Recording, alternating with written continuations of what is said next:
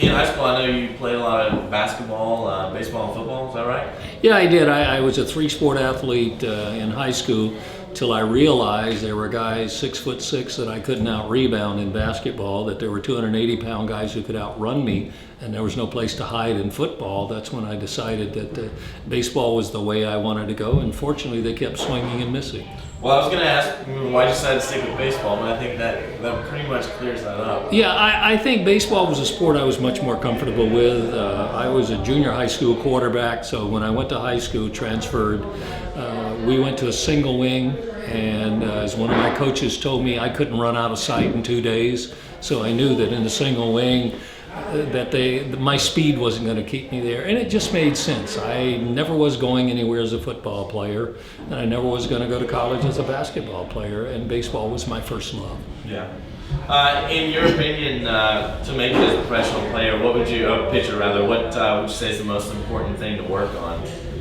I don't know you can single out one thing. I think the first thing that you have to do is you have to realize it's not going to come easy. And I think you need to be single-minded. That is to find out the way that fits you as a pitcher and stick with it. To stick through the discouragement, to stick through the people picking you apart, but continue to know that the only way you get better is through a series of getting knocked back to find out what you need to improve on. But I think for most guys who have made it as a major league athlete, there has to be a hunger there to be great, the willing to sacrifice. There are a lot of guys who are fairly good who can make some pretty good money, but if you want to really stick around for a long time and be good, there has to be a commitment to being good and the willingness to pay the price. I think the stuff like learning pitches, curveball, fastball, slider, anybody can teach you that. But what to do with it and how hard and how hungry you want to be, that's the individual's responsibility. Yeah. What would you say is your favorite moment from your career broadcasting with the Braves? Probably the '95 World Series. Seeing Smoltz jump up in the air.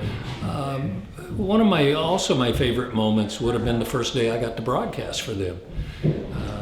When I was a player, I practiced being a broadcaster. I worked some in the postseason, and I had one job in life that I wanted afterwards. I wanted to come to Atlanta.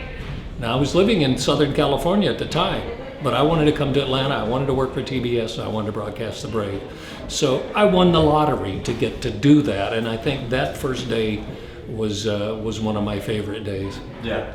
Well, I know a lot of us guys our age, grew up listening to you guys and Skip Carey and all of y'all out there announcing the games, and we're certainly all sad to see Skip go last year. What would you say was I don't know, maybe a good story or something that an experience that you had with Skip that kind of was the highlight of working with him? Well, I think if anybody that knows Skip knows that he was very irreverent, that he loved to stick a needle in you, and he called it like he saw it. But I think so many stories have been told about Skip lashing out at people on the air and Skip needling people. My story that I think will always stick to me came on a more somber note. We were working together one night. Now, I grew up in the Dodger organization. My mentors were Sandy Koufax, Claude Osteen, and Don Drysdale, three pretty good mentors. So one night he and I are doing a ball game, and it's my turn to do play-by-play. And somebody came in and slipped him a note. He looked at it, folded it back up, stuck it in his pocket, and I continued inning over it. And we go to break. He turned to me and said, I got bad news for you. Your friend Don Drysdale just died in Montreal. Now here's what you're going to do. You're going to get up, you're going to go home, and you're going to call me when you get there to let me know you've made it. There's no reason for you to stick around. I'll handle this. You go think about your friend. That's a story that hasn't been told that very much, but for all the big boisterousness and the kidding and the agitating and the needling that you heard from him on the air, and the irreverence for the game and slow play and umpires and everything else, not many people knew that side of him, and that's the memory I'll always have. Yeah, that's pretty great. During your professional playing career, what would you say was your proudest moment that you enjoyed the most? I remember doing this, my 300th win when I was with the Angels. Swing and a miss, and It's something that had been out in front of me. I'm a goal setter.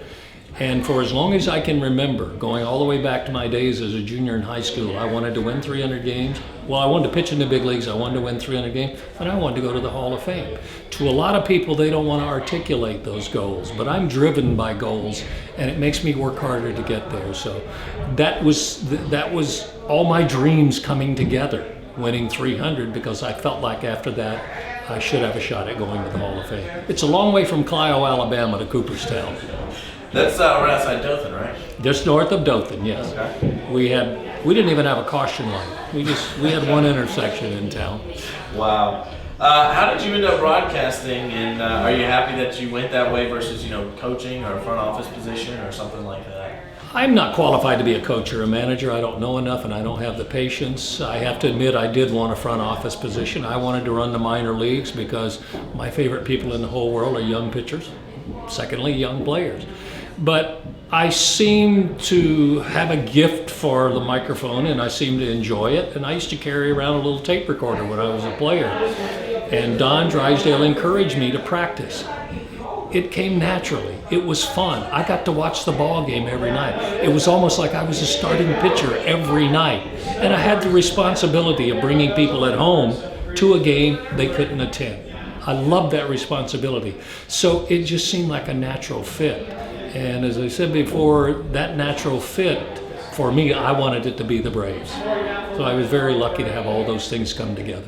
Do you still try and get involved with some of these minor league guys and these young pitchers and whatnot when you get a chance to? And yeah, I do. A little bit? Sure, put my arm on their shoulder. Right now, I want to buy stock in Tommy Hanson and Jair Jurgens. I just want to be their best friend because they have a chance to be great. But I love young pitchers, and if they have questions, I try to help find an answer. I lost over 250 games. I should have learned something.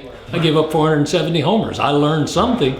But in Atlanta, I have always been treated with great respect, and I feel a responsibility and a great affection for young pitchers. So if they have questions, we try to find a way to answer them. I think we owe them that. Don Drysdale taught me, and you'll hear me in conversations mention him a lot, because one day, or when he and Koufax and Osteen used to look out for me, I asked them, why are you doing this?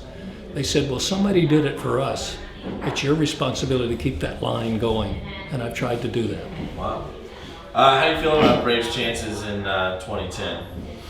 I like them better than I liked last year. I hated to give up Javier Vasquez, but everybody did. But we have 5 wonderful starting pitchers.